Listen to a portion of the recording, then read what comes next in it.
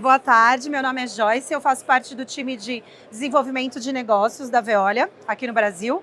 E eu atendo principalmente a indústria de alimentos e bebidas e indústria farmacêutica, né? Então hoje a gente vai trazer um pouquinho esse conceito de valorização energética de resíduos para a indústria, um conceito bem superficial, conceito mesmo, né? Para a gente entender o que dá para fazer, o que não dá nesses 15 minutinhos que a gente tem para bater um papo, né, com vocês.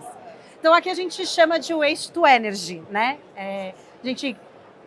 Na Veolia se convencionou a chamar, mas basicamente é aproveitar resíduos, trabalhar o tema de valorização de resíduos sob a ótica de valorização energética. Aí aqui, não sei se todos vocês conhecem, né, mas é um panorama um pouco da matriz energética do Brasil comparado ao mundo. A gente tem essas 3 ODS aí, né, para buscar atender, e das maneiras com que as indústrias estão se posicionando é através desses projetos de energia para atender essas ODS.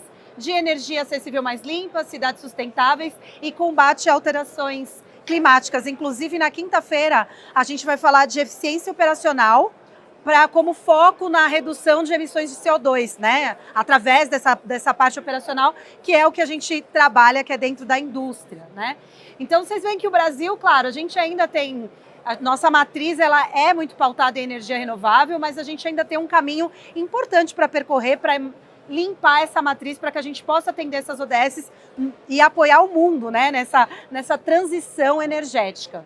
A indústria, normalmente, assim, quando a gente fala, trazendo esse conceito de valorização energética aqui para essa feira, né, que é uma feira de resíduos, geralmente o pessoal... O time que toca os projetos de energia, geralmente eles não estão muito associados a projetos, por exemplo, de cogeração, de biodigestão, né? Eles vão trabalhar com valorização ou fica mais fácil o conceito de CDR, que é combustível derivado de resíduo, que eu vou falar para vocês mais para frente, que é o resíduo, é um produto que é gerado nas unidades de centrais mecanizadas, de triagem. A gente prepara um produto ali para ser blendado e para ir para uma usina de coprocessamento. Mas a indústria, e principalmente a indústria de alimentos e bebidas, ela tem subprodutos e resíduos que têm um poder calorífico muito grande. A gente consegue trabalhar esses resíduos para tanto substituir combustível propriamente dito, queimando, por exemplo, casca de arroz numa caldeira para eu gerar tipos de energia, né? Seja energia elétrica, seja vapor, como também a parte de biodigestão, que eu vou mostrar para vocês também um pouquinho desse conceito. Mas muitos resíduos hoje que atualmente estão indo para destinações poderiam ser valorizados e, né, de uma maneira um pouco mais significativa para a indústria nesse tema de recuperação e transição de matriz, né? Por que as indústrias elas têm procurado bastante a parte de projetos de energia? Porque basicamente elas conseguem atingir algumas metas de ESG que são importantes para que elas consigam linhas de financiamento. Projeto que tem matriz limpa consegue financiamento bem mais interessante nos bancos, né? Então eles têm essa acessibilidade de conseguir uma previsibilidade de custo de energia, né? Quando você faz um projeto de energia para a indústria, você consegue se desvincular um pouco, por exemplo, de Mercado Livre, né? Porque no Mercado Livre você tem lá, você compra energia durante um certo tipo de tempo, 3 anos, 2 anos, 5 anos, 10 anos. Mas quando você consegue gerar sua própria energia num projeto de 30 anos, você tem previsibilidade das suas utilidades, né? Você tem previsibilidade de custo, por exemplo, de vapor, você tem previsibilidade de custo de energia. Então, esses projetos eles costumam ser viáveis tanto para a empresa, no sentido de saving, como também para investimento, no sentido de conseguirem taxas de investimentos melhores, né? Então, e você consegue trazer também, por exemplo, quando a gente não está falando de resíduo, mas a gente está falando de biomassa, com plantação local, né, eucalipto e tudo mais, eu consigo também fomentar o meu entorno, gerar emprego, enfim, eu consigo fomentar a questão social do meu projeto ali no entorno. Então, mais um item do SG que eu consigo atender, aí preços seguros de energia a longo prazo, como eu falei, né, e oportunidades aí de incentivos nacionais ou locais. O pessoal de resíduos geralmente está acostumado com esse tema de CDR, né, que é combustível derivado de resíduo, como eu falei para vocês, que basicamente são os resíduos que vão ser preparados numa blendagem para que possa ser substituído num processo de coprocessamento em indústrias nas cimenteiras, né? Então esse já é um, digamos assim, é um item mais conhecido, usualmente conhecido do time de resíduos, que é o foco do pessoal dessa, né, da Waste aqui. Mas a gente ainda tem o tema, por exemplo, de biomassa, né, que a gente pode usar para queimar qualquer matéria vegetal de silvicultura, ou seja, plantações de eucaliptos ou outras plantações que possam ser queimadas, como também alguns resíduos gerados na própria indústria. Então, a gente está falando de semente, a gente está falando de casca, a gente está falando, enfim, de produtos gerados no processo industriais, que tem esse poder calorífico, e a gente consegue queimar eles, às vezes, por exemplo, numa caldeira mesmo, no sentido de geração ou cogeração. E o tema de biodigestão, que basicamente também constitui aí eu conseguir valorizar os lodos, que você falou um pouquinho de lodo hoje, né? Mas que a gente consegue, por exemplo, valorizar os lodos que têm um lodo com um potencial alto de biometanização, né? Ou seja, ele é resíduo com uma alta carga orgânica, que a gente consegue aproveitar ele num processo de biodigestão e consegue também fornecer energia, vapor, calor, enfim, através desse processo de biodigestão para a indústria, né? E o que é interessante é que eu tenho vários incentivos fiscais para matrizes mais limpas. Então, tem o pessoal de energia aqui, né? Mas nem todo mundo mas então, por exemplo, quando eu pego energia da rede, ou quando eu vou vender energia para a rede, eu tenho uma taxa lá, e essas taxas, quando eu estou falando de energias, de indústrias que conseguem gerar sua própria energia, eles têm desconto de 10% a 30% nessas taxas, também viabilizando projetos. Então, por exemplo, a gente fez um projeto com a Camil, só para citar aqui, né? A Camil, ela mandava 95 mil toneladas de casca de arroz por ano para aterro sanitário, né? Então, aí a gente fez todo o projeto de viabilidade conceitual, básico, agora eles já estão em fase de projeto executivo, vamos começar a operar no ano que vem, mas vai ser uma unidade de cogeração.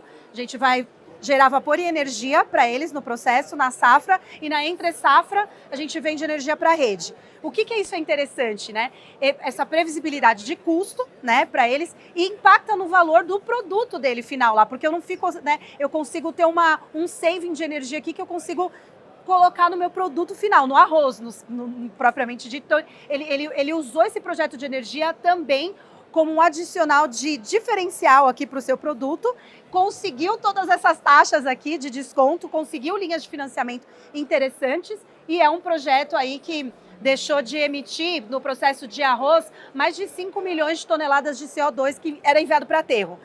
Ele emitia, né, nesse processo de destinação para o aterro sanitário, ele deixou de emitir. E, enfim, é um projeto muito interessante para eles conseguiram alguns posicionamentos no mercado, por ser um projeto que vai estar bem alinhado a essa transição de matriz energética, né? Então, basicamente, um pouco sobre isso, né? Como que a gente pode produzir energia mais verde? E tem muita indústria alimentícia, tirando aí, né, a indústria de cana, que já faz isso muito bem, já está muito bem consolidado. A gente tem outras indústrias de palhas de milho, né, casca de milho, ou mesmo de resíduos, mesmo propriamente dito.